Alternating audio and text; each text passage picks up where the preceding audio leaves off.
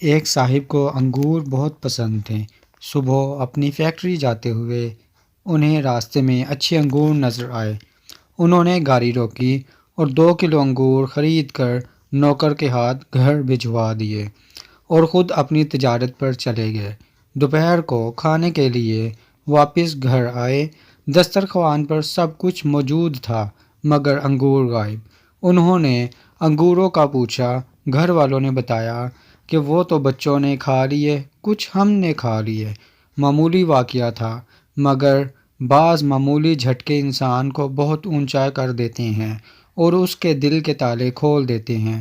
وہ صاحب فوراً دسترخوان سے اٹھے، اپنی تجوری کھولی، نوٹوں کی بہت سی گٹھیاں نکال کر بیگ میں ڈال لیں اور گھر سے نکل گئے۔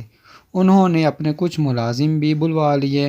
پہلے وہ ایک پراپرٹی والے کے پاس گئے، کئی پلاٹوں میں سے ایک پلاٹ منتخب کیا، فوراً اس کی قیمت ادا کی، پھر ٹھیکیدار اور انجینئر کو بلایا، جگہ کا عرضی نقشہ بنوا کر ٹھیکیدار کو مسجد کی تعمیر کے لیے کافی رقم دے دی اور کہا 2 گھنٹے میں کھدائی شروع ہونی چاہیے۔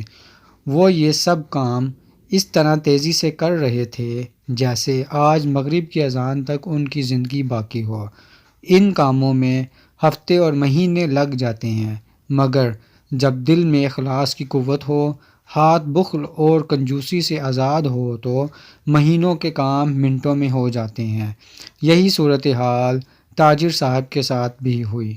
اخلاص اور شوق کی طاقت نے چند گھنٹوں میں سارے کام کرا دیے۔